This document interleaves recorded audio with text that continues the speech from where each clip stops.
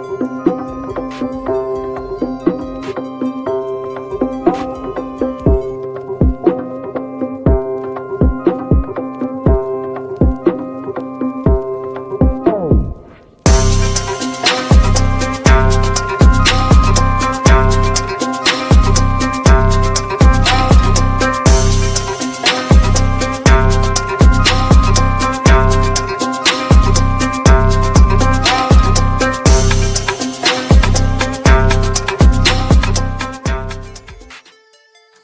going on, YouTube? Welcome back to another episode of the Game Changers podcast, man. We got a full panel tonight, and we're going to be talking about the top non-shooting guards, not point guard, not shooting guard, just guards in general. And this list was not made by us, but we had just got this offline, and so we got Magic up there, we got D Wade up there, we got Westbrook. And who else we got up there? D Rose. D Rose. So yeah, these just guards that are known not for shooting threes, not known for shooting threes for the most part. Yeah. I thought it was an interesting debate though, man. That takes a and of course, everybody had something to say about it. But if I'm ranking these guys up here, and somebody said that D Rose shouldn't have been on the list, D Rose definitely should have been on this list. But if I'm ranking these guys, Magic got to be OG number one.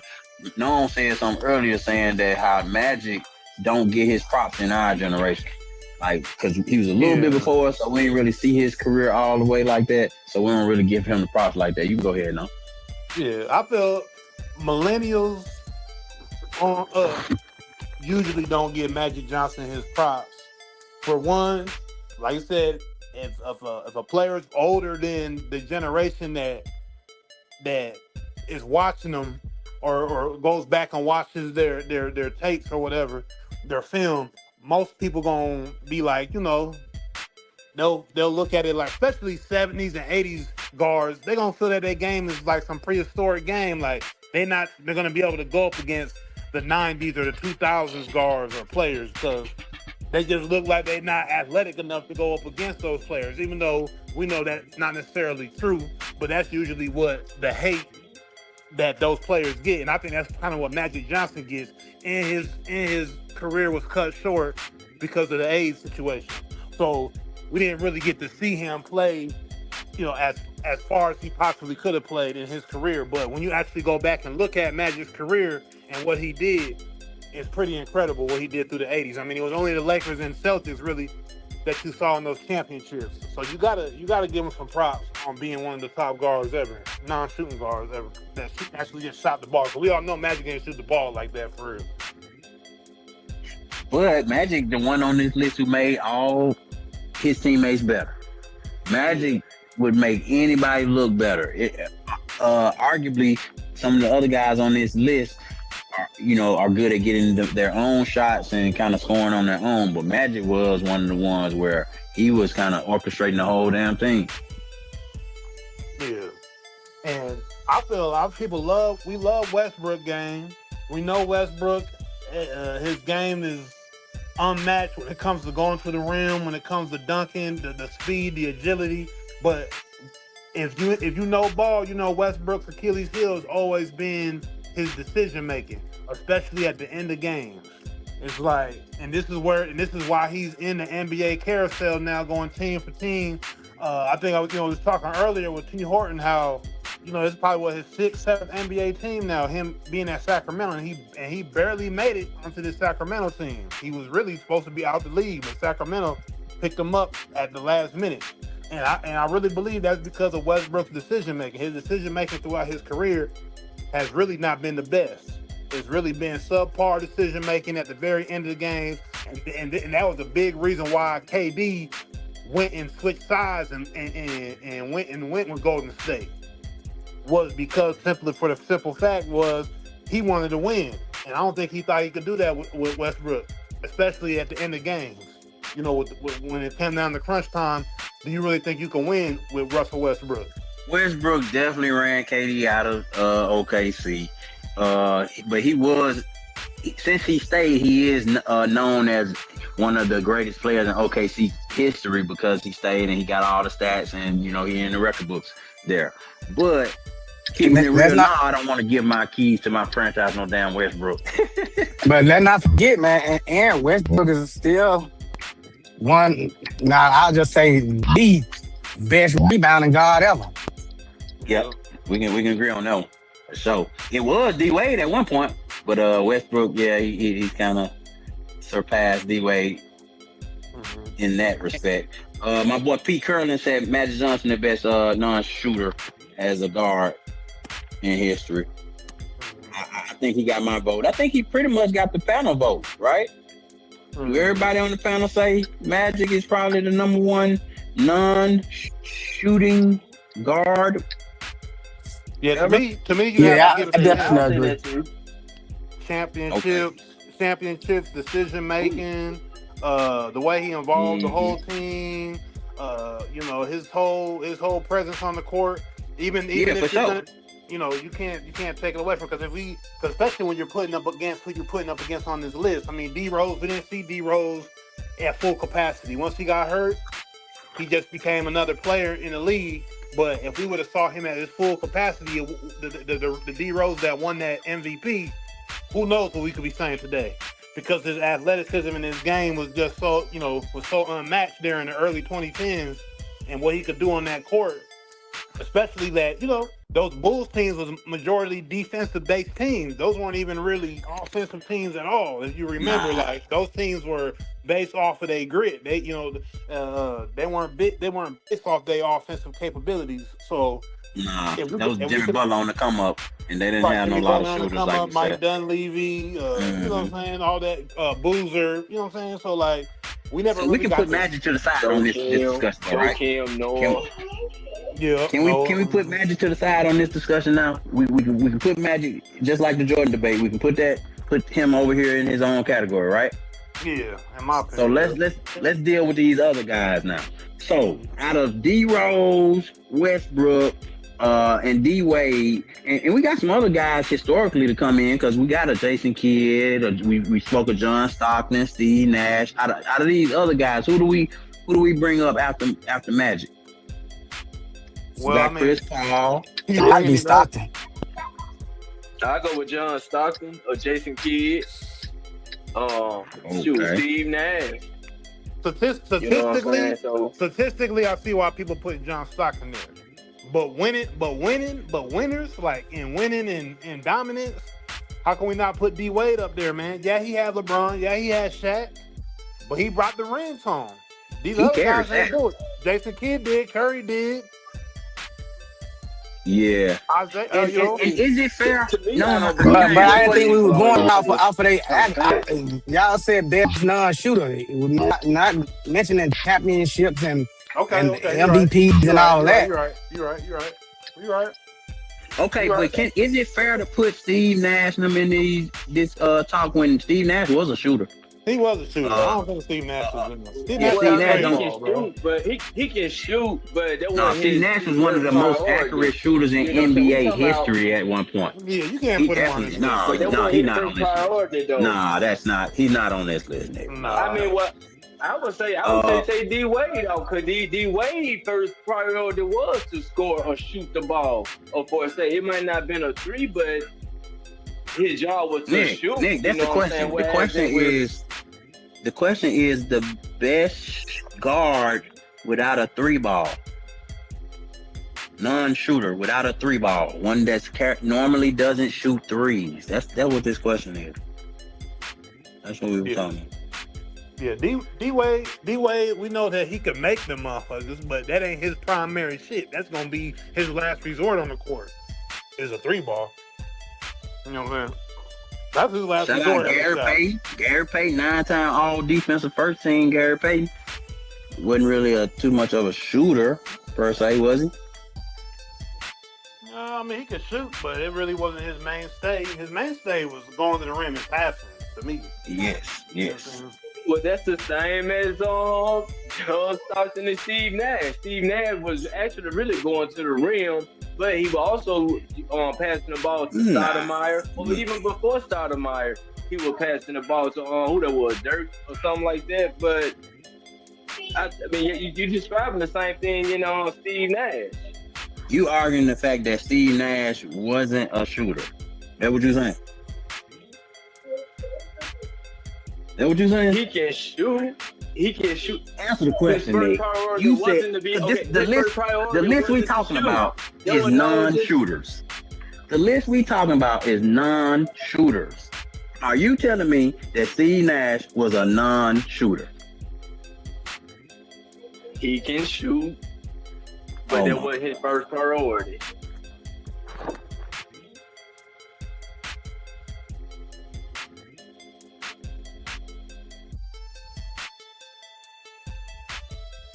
Take it away, no. That's just my opinion, dog. I was just saying. And I still gotta say, Rajon Rondo.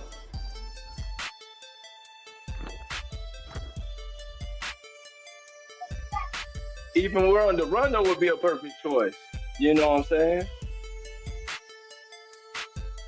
Because his first objective wasn't to shoot, but he'll pull it. And he played. I mean, at a certain moment, they all were shooters. They knocked down big shots when they needed to.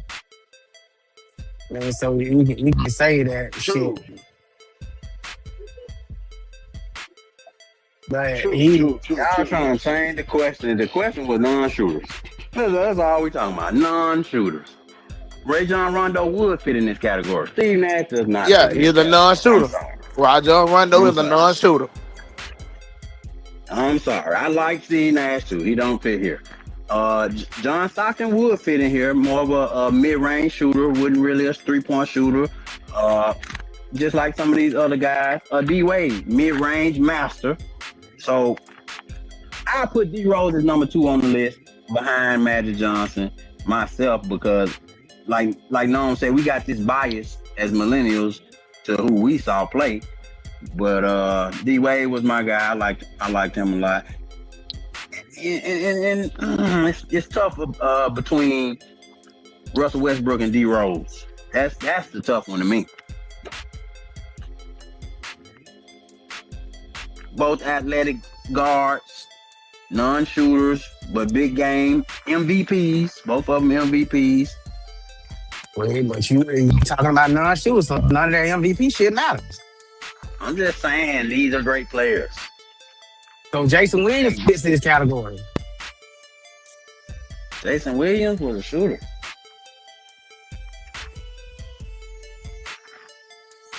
Was he? What the pound White Chocolate was not a shooter. No shooter. No, White Chocolate wasn't no shooter, man. White Chocolate wasn't no shooter? Nah, that man was a finesse passer. Even if White Chocolate wasn't no shooter, I don't think he rise to the level to be on this list with these guys. No to what level though? You said non-shooters. Crazy. I mean, non-shooters. Again. Do y'all know the word best mean? Best means top of the line. We ain't talking about good players. White Chocolate was a good player, but we talking about best. In my opinion, he is one of the best. In my opinion. That's what Thank you for I got that. White Chocolate up there. Jason like Kidd. It's my biased opinion. Jason Kidd would be before White Chocolate. John Stockton would be before a White Chocolate. Isaiah Thomas would be before a White Chocolate. Rajon Rondo would be before a White Chocolate. So, I mean, what are we talking about here? What are we even talking about? He made it. He might. That's your opinion. He might have made it look good. He brought. You said y'all said street ball style for a white boy to the NBA, but technically and what he could do compared to other people at his position, that were non-shooters. Not on this. Technically, nah. So you classify White Chocolate as a non-shooter now? Yeah, like he can shoot threes a little bit, but he been a non-shooter. Because they always talk about his jumper. He wasn't it wasn't his primary go-to thing though. He could shoot threes, but it wasn't his primary thing to me. It wasn't Steve Nash. Shit, they all can shoot, but it was none of their primary. That wasn't Steve Nash's primary thing, but he was definitely a shooter. He was like the most accurate 3-point shooter at that point in history. Yeah, but I wouldn't put Jason Williams as a shooter like Steve Nash though, or even Jason Kidd though, because Jason Kidd down the line by the end of his career, the line became a shooter. You're right. Yeah. By the time he won his title in Dallas, he was a shooter, bro. He was shooting threes all the fucking time. Yeah, for sure. Mm-hmm. Became one of the best shooters at the end. Mm-hmm. Yeah. Shit crazy. I forgot about that though. But so just give me your top 4 then. Y'all run through y'all top 4 non-shooting. Okay. Y'all forgot about John Wall? John Wall. No, John Wall ain't been playing the last 5-6 years of his career. That nigga was on the bench getting paid. John Wall won't be on this list. So you want to put Steve Francis on there, neither? Top 4? No. Top 4? No. No, I won't put Francis on this one. I won't put Francis on this. I want to put him at top 4, but he definitely. Yeah, he in the category for sure. But nah, he ain't top 4 out of the category.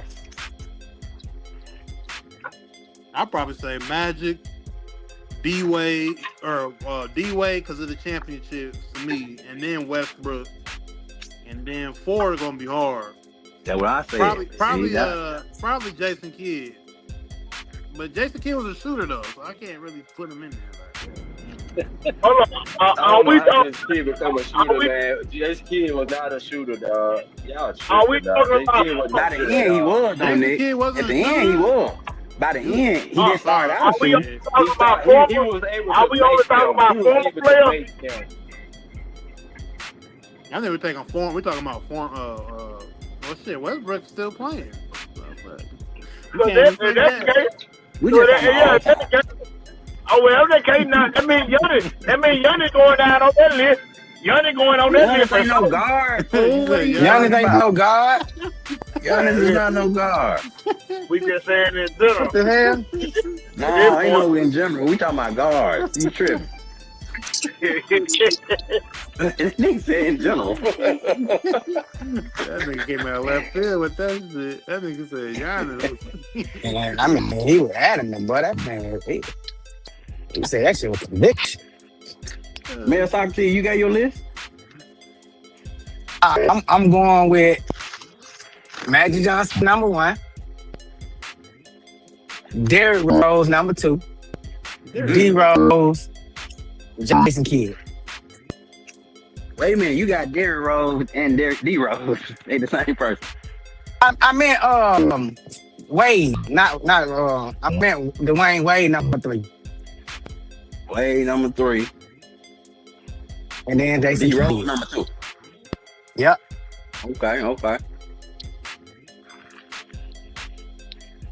I mean, ain't no wrong answer, but it's just certain people. I don't know who's a shooter and who not. But go ahead, Nick. Well, to me, it's just my opinion, my own biased opinion. I go with Magic first, but I got Jason Williams, Jason Kidd, and I take on who the other boy. I ain't picking that one off the TV screen right there, but my 4th one. I pick on who else? I pick Rondo. Man, we left out Isaiah Thomas. We left out a couple of niggas though. Yeah, because I ain't leave nobody out. Shit, I mean, put MJ on the list too then. But to go back to what we were saying in the beginning about the 80s and why Isaiah Thomas is left off to us, because we ain't seen him play for real. We was all kids, and then you had to like really be hip to the shit, and people telling you, and like we had YouTube and shit back then. We just go and watch this motherfucker. Like today, like the younger kids can go watch the older players all day on YouTube or some shit. Like we couldn't do that. So if you saw them play, you had to like, you know what I'm saying? Like you had to be, you know what I'm saying? Because by the time like I could probably saw him, he was on the way out of the league. So I didn't really get to see, you know what I mean, the Isaiah Thomas of once was. So I can't really judge what he was. I can only judge off when I was coming up and who I saw, the last, 20 some odd years especially. You know what I'm saying? Because most of these guys, I'm going off of, probably from what, 10? I probably say let's just say the last 25 to 25 years, 25 to 30. You know what I mean? I can't go all the way back to the fucking shit. I was born in the 80s. So I can't go back to Isaiah Thomas for real. You know what I'm saying? Like, shit, I gotta tell you what my pops would tell me about him, or somebody around that age would tell me. You know what I'm saying? Like, I wouldn't know. Facts. Well, it's an interesting debate, though. Mm-hmm. It is. Chuck, you ain't got no last words, so you ain't really give us your fault. Yeah, like I said, I'm still gonna ride on Rondo. Matt Dillon, number one, of course, hands down. Roger Rondo had to be on the list. And I'm gonna go with like I said, I ain't see Stockton, so I can't speak on John Stockton. We just know his stats, which is impressive. But I'm gonna put it out there because ain't nobody really said it. I'm gonna say Chris Paul. Chris Paul, non-shooting. I didn't know if Chris Paul was in a non-shooting category. Chris Paul chose to shoot just like D Wade when he wanted to. Other than that, Chris Paul made everybody on the team job easy. Man, Chris Paul, I know it's a video game, and I'm going off 2K. Hey, I used to fucking flame niggas with Chris Paul and that Trey Ball, niggas. Okay, that's on the game. That's on the game. Chris Paul's main priority in the game was not to score the ball.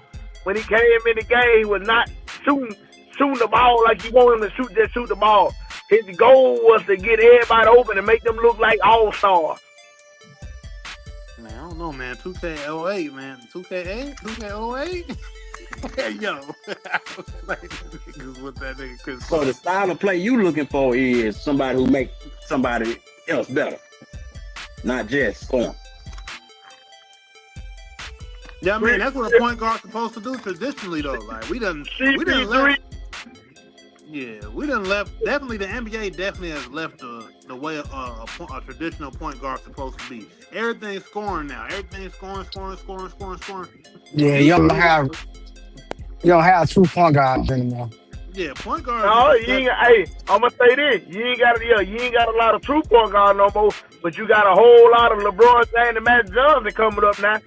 Yeah, because you got a whole lot of it's a lot of young point guards that get triple double. I know LeBron James, and that's why when he just said there's no more true point guard. Yeah, that's why I brought it up. And you know what's crazy? Like, if this man would have had a real stellar career and really panned out, he would have been on this list if he could. If his game would have panned out and, being on certain teams would have panned out. Ben Simmons, he really don't shoot. Like, he really don't shoot for real. And he's a real point guard. Like, man, look, hey. For real. Man, I don't understand what happened to that guy. That guy was literally, he had an eyesight as Chris Paul. Kardashian. He had a body type of LeBron James. Yeah. I don't know, bro. I really don't know what happened to that guy. Man, that's what I'm saying. Bro, set up for success. Like, the shit we talking about right now, a non-shooting guard that could have been successful, like literally non-shooting, because he shoot less than everybody on this motherfucking list. He number one. I think they put too much pressure on him too fast. Man, they ain't put no pressure on that nigga. He came out. He was all-star at first. He had some good years. He came out good. He got trashed later in his career. Some happened to him while he was in the league. Man, I'm gonna say this. On the guy that we the name, I don't feel like nobody got more pressure than Derrick Rose. And he took on the challenge and he succeeded, man. To get MVP and Rookie of the Year, you a bad boy. Yeah. Them Achilles, them ACLs and Achilles, what could have been, boy? Cause damn. So many NBA careers, but especially somebody like D Rose, man. Cause damn, we didn't really get to see what he could have really became, man. He could have become something real special. I mean, and then there's other names we of course I said Garrett Payton. What other names we missed on this list? Just honorable mention. Oscar Robertson, if you want to go back that far. But can't nobody go that far back and on this family. Yeah, no, not on this family. But yeah, Jason Kidd, we said okay, we pretty much covered the bases of the great guards that are not really known for shooting threes. We can leave it there. Y'all got anything else? Appreciate y'all. Like, comment, subscribe, share, tell a friend, Choose life.